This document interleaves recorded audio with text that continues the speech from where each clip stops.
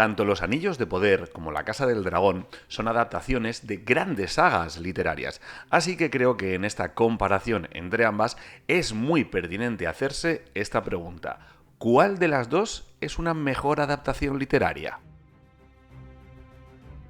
Para empezar el análisis voy a comenzar por lo que es la fidelidad a las obras a las que pertenecen. Y claro, aquí sí notamos una enorme diferencia. Por un lado, George R.R. Martin, el escritor de la canción de Hielo y Fuego, sí está incluido y está metido en el proyecto de HBO para la serie de La Casa del Dragón, y además está basada directamente en su obra de Fuego y Sangre. Por lo tanto, es evidente que la fidelidad de la serie a la obra va a ser bastante alta. Por otro lado, los Anillos de Poder no tienen ni siquiera los derechos del Silmarillion, que es un poco como la Biblia en la que se basa el Señor de los Anillos y en la que se explica todo lo que es la creación y los árboles genealógicos, especialmente en este caso los de la Segunda Edad, que es la época en la que está ambientada la serie.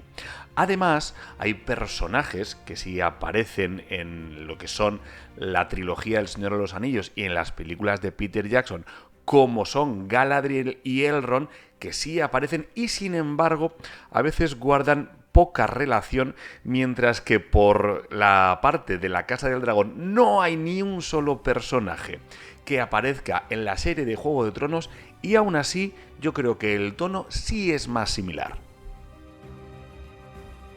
El problema radica, por tanto, no solo en una decisión de Amazon de querer tirar por otros caminos, sino directamente en la obligación de tener que hacerlo al no haber conseguido los derechos por parte de la familia de Tolkien de todas esas historias que nos narraba el Silmarillion, y se tienen que contentar con los anexos que vienen posteriores al Señor de los Anillos, donde se hace referencia muy de pasada a ciertos hechos, actos o personajes en los que no tienen realmente los derechos y no pueden profundizar. Por eso, alrededor de un 75% de la serie es completamente inventado y no tiene nada que ver con lo que escribió John Ronald Reuel Tolkien. Pero vayamos paso a paso, así que voy a analizar las diferencias principales que existen entre las series y los libros en los que se basan. Por un lado, en los libros de Sangre y Fuego, Alicent es 9 años mayor que Rhaenyra, mientras que en la serie da la sensación que prácticamente tienen la misma edad, y yo creo que eso genera unas sinergias entre ellas que sí son diferentes a las novelas.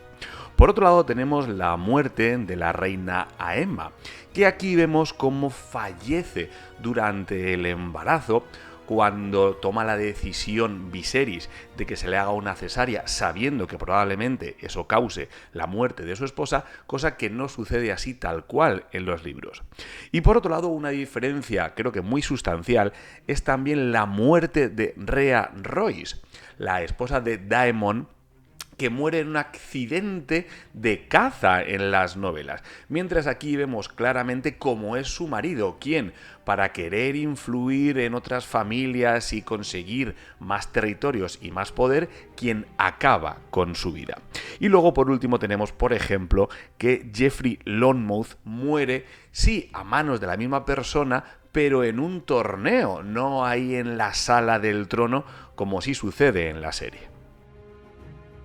Vamos ahora con las diferencias literarias en Los Anillos de Poder. En primer lugar, tenemos aquí a Isildur, a un joven que parece que tiene unos orígenes bastante distintos al que estábamos acostumbrados, ya que él es hijo de Elendil e Isildur será quien venza a Sauron. De hecho, es quien aparece al principio de la primera película de la trilogía de Peter Jackson, La Comunidad del Anillo, arrancándole el anillo único a Sauron de un espadazo, con lo cual esos orígenes tan humildes y entrar a un barco como mozo de cuadras no nos cuadra mucho con ese origen tan real y regio y monárquico que tiene realmente Isildur. Por otro lado, vemos que en general lo que han hecho es un remix de edades y personajes, metiendo en una misma época personajes que no coincidían entre sí en esas fechas, y en algunos casos se va incluso hasta miles de años.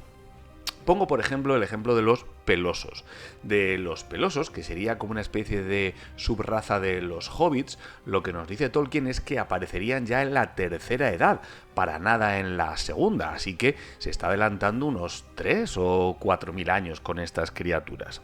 Y luego tenemos el tema de el mithril. El mithril, al que se le dio mucha importancia dentro de las películas, en la trilogía de El Hobbit, pero que vemos que también aparece bastante con la cota de malla, por ejemplo, que tenía Frodo, que le había regalado previamente Bilbo, pues aquí el mithril se le da una cualidad que es completamente inventada, que es la de relacionar la luz del mithril con la supervivencia de los elfos en la Tierra Media. Cosa que no digo que no tenga ningún sentido, lo que digo es que no aparecía por ningún sitio y que es completamente cosecha propia de la serie, y a los que somos fans de las novelas nos ha descuadrado un poco.